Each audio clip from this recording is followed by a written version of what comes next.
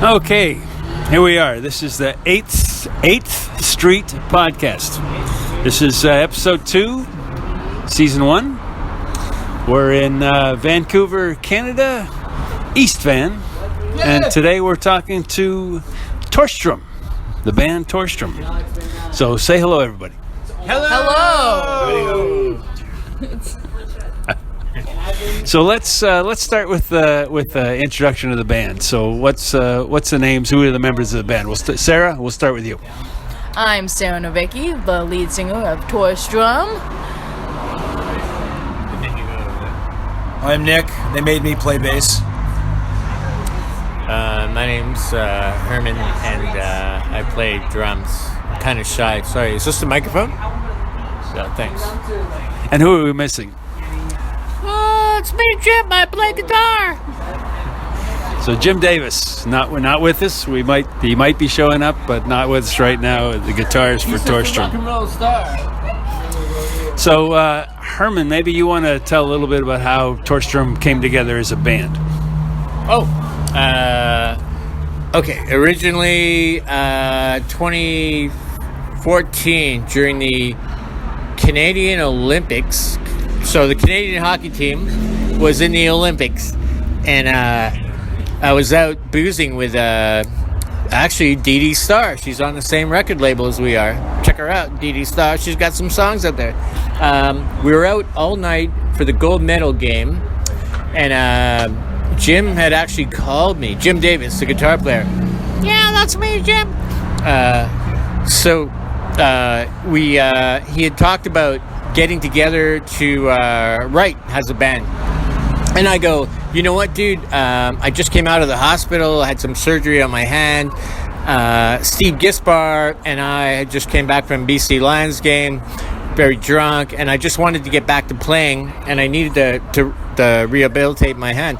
So I thought, you know what? I can do this. Jim's a really good friend of mine. Yeah, that's me.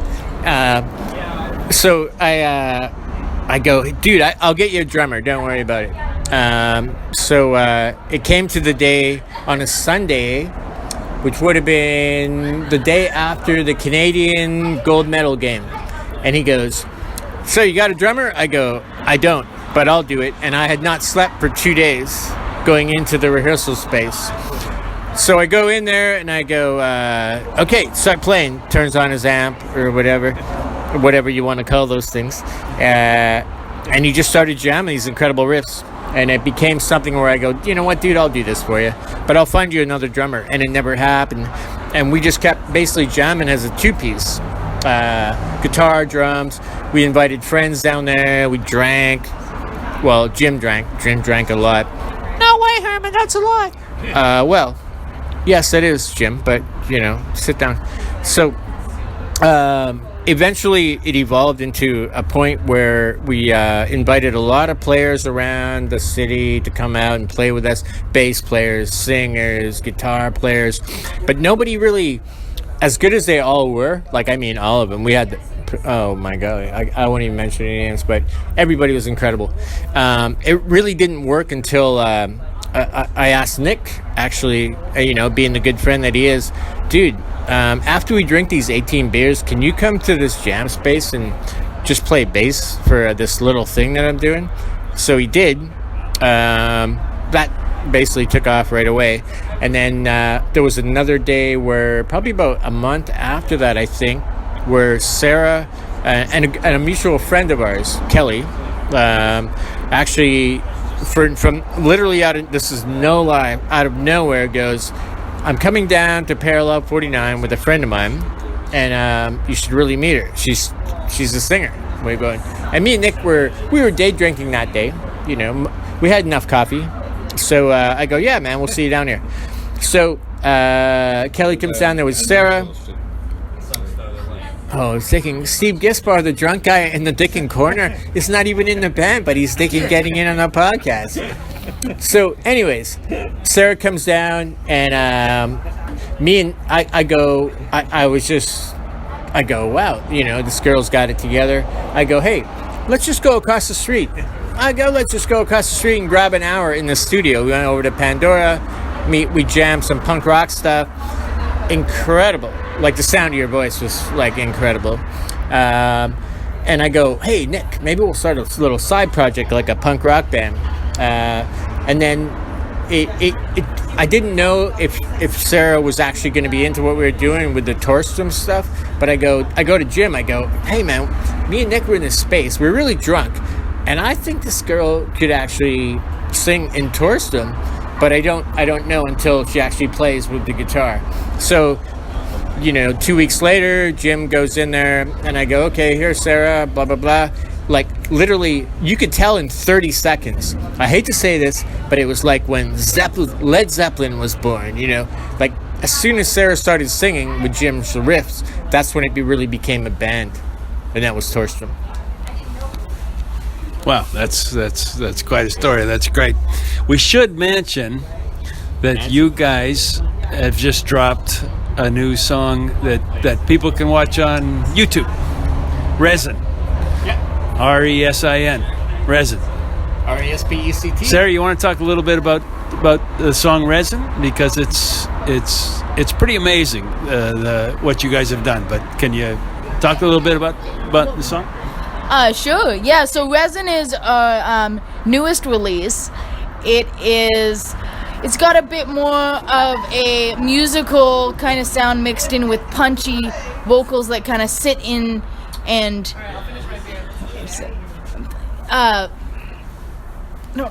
Your vocals are amazing on that. Your vocals are amazing on Resin. They really are. It's an incredible song. Resin originally started with we weren't doing a lot as a band, and me and Jim were just kind of working on something, and then it kind of looped around as a dicking. Sorry, I didn't mean to say dicking and whatever. It kind of looped into an actual idea, and then as soon as Nick created this like bass line, by the way, for all the listeners out there, there's a truck driving by. You really need to turn it up and throw on your headphones and hear that bass line in that Dicking song.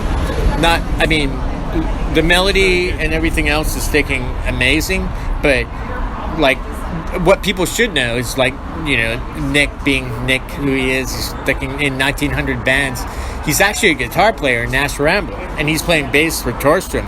Like that's full on royalty. Like that's why I call him the token legend in the Digging band, because he's. I think you should really look this dude up. Oh, I can't give him any fake names. Token legend. Pass that over here. Pass that. We're passing around the microphone. Well, no. I'll let you finish. With as far as Resin goes, incredible. Was that the question? What was the question? Because I just got into Resin, but the thing the story behind Resin is that as soon as Sarah started singing over top of that riff and created that story, if for all you listeners out there listening to this right now, think of it as if you went to listen to a Zeppelin or a Tool song and you don't get it right away, but you hear it 40 times and you go, oh shit, you kind of get it. There's more depth in that song, and we stripped it down on purpose. A lot of people ask me why it's so stripped down. To understand the lyrical part of where it's coming in the melody, there's a story that Sarah's actually telling in there. You really got to dig in deep.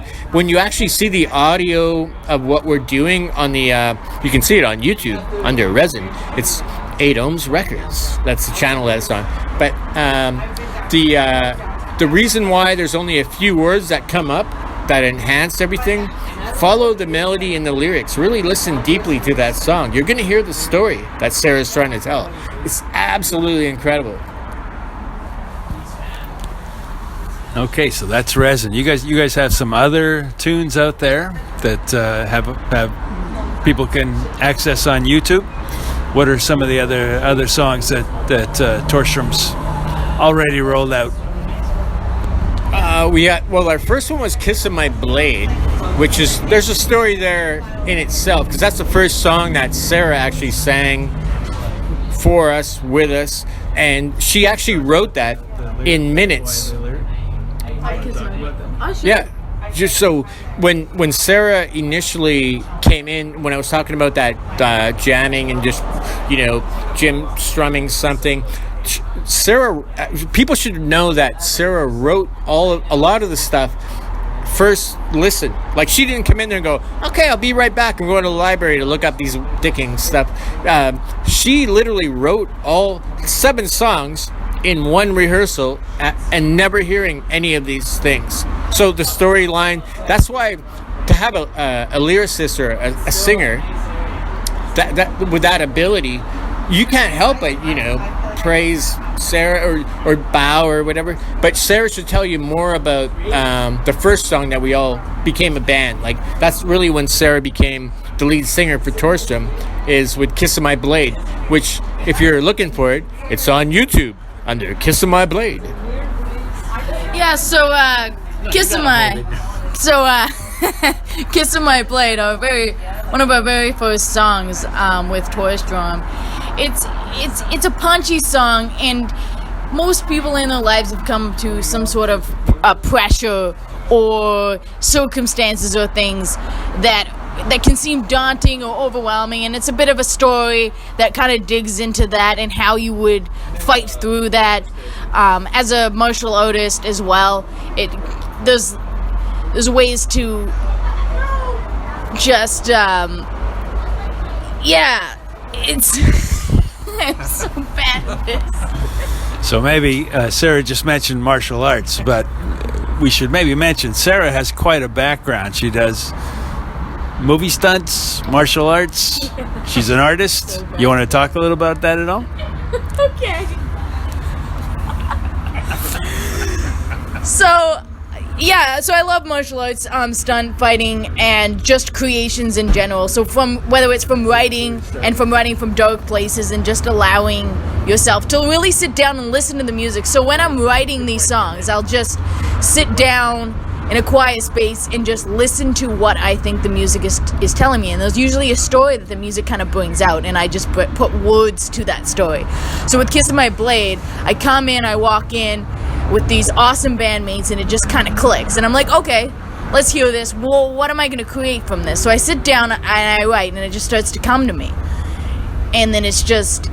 So the background and the influence in there as well. And it's a bit of a romanticism with knives and just fighting in general and overcoming some dark and grimy life situations that happens. So, and feeling that kind of pressure. So, and being able to overcome that. So that's kind of a cool thing.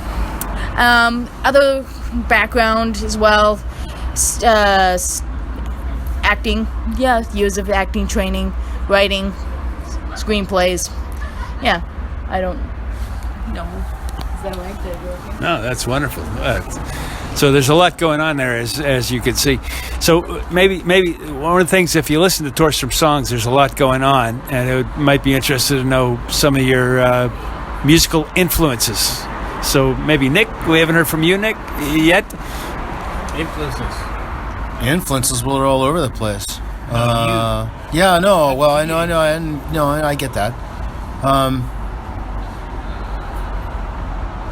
I don't know. There's the stuff you grew up with, right? And when I grew up, it was the AM radio on all the damn time. So it was all the pop artists around. Because we're in order to understand the pop artists I'm talking about, we have to go all the way thousands of years ago, back to the 1970s and 1980s, when music was still more or less played by human beings. And it was everything. It wasn't just, Glenn Campbell or the Beach Boys or Trooper or whatever. It was,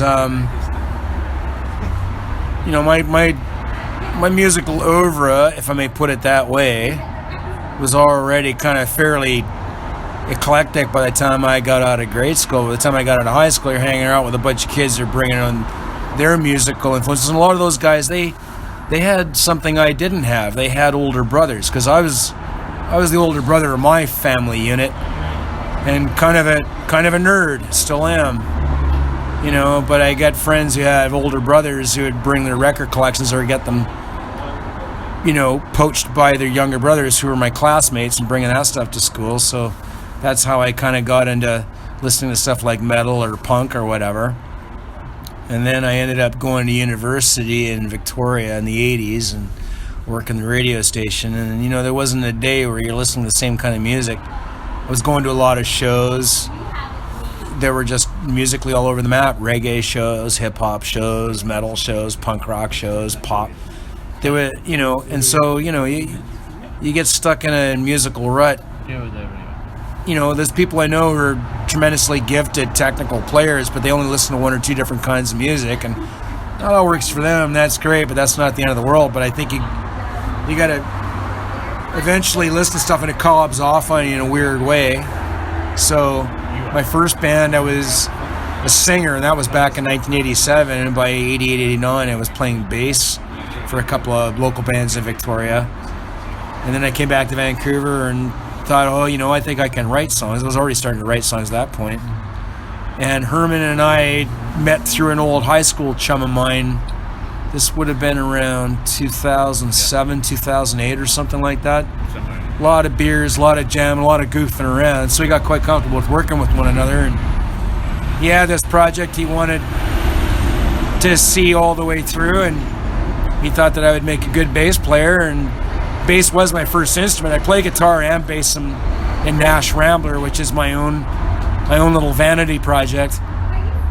And we're actually making stuff right now, and it does sound pretty darn good right now, if I do say so myself. But I got enough energy and enough time to help my friends out if they need it, and if I like what they're doing. So that's how I ended up with Torstrum, and the bass I play, it's a Rickenbacker. It's not really a bass. It's like a baritone guitar. So whenever Jim's doing what he's doing, I'm doing what I'm doing, and it sort of allows for an interesting level of dynamic and interplay between what's going on between this interesting narrative that Sarah's got going on and these tasty beats that Herman's got going on. And so there you have it. Woo! There you go. Thanks, Nick. I think Rickenbacker's just fun to say. Never mind being an instrument. So we got a little bit of time here still, but Sarah, maybe you can talk a little bit. It's you have an interesting background. Do you want to tell us a little bit about how you got into music to start? Okay. So from a very young age, even as a child, actually, my mom comes to me and she says, when I was very little, about 4 years old, I'd have to take the bus all the time, and I would just make up all sorts of weird little songs about corn and food and other just weird and odd subjects. So I loved creating and writing my own stuff from a very young age, and I would just sing it. And then through the years, I would just sing my own tunes. Not very good, mind you. I mean, I was a kid. And then from there, I kind of in school signed up for choir and signed up for rock school, and then I started playing in these kids bands. And then from there, after graduation, I was just like, you know what? No, I really love music. And I tried out a few different bands. Nothing really stuck until I found Torstrum, and that's history. Yeah. So. Sounds great. Herman, you want to talk a little bit about what's coming up next for Torstrum? What you guys have? So we have a new song you can watch on YouTube. What else you guys got coming up? Yeah, definitely. First of all, we want to thank Powell Street Brewing and Leah for serving us all night long. Leah's actually right behind us right now, and she's picking up empties, Sure, you can hear waving. Yeah. So, now, Leah, can you come here for a sec? So we're gonna bring Leah over here and just go, hi, everybody. Hey, everybody! Thanks for recording here. You guys are so awesome. Please note the bright orange fingernails.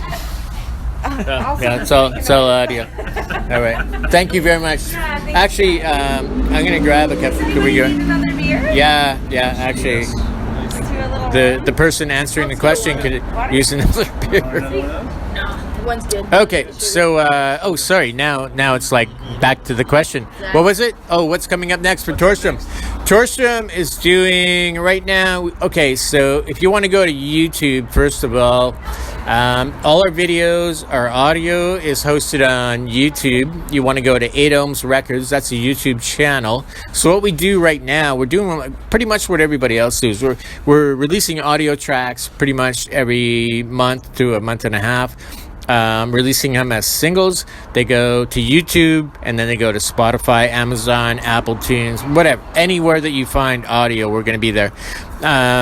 Also, we got a film coming up. We're actually shooting a full-on, kind of like what everybody else did. And like it's kind of like old school, like what in the 70s, like people like AC/DC, Led Zeppelin did these kind of like 60-minute, maybe 80-minute documentaries and just had fun with it. Right now, we looked at the pandemic and everything that's happening, and we know that there's not going to be any live shows for quite a while. So we decided if we're going to create something, and we want to be relevant and basically keep in touch with people. So we decided to put together this film that we're shooting starting next month. It should be in the theaters by September, I think. And we're gonna.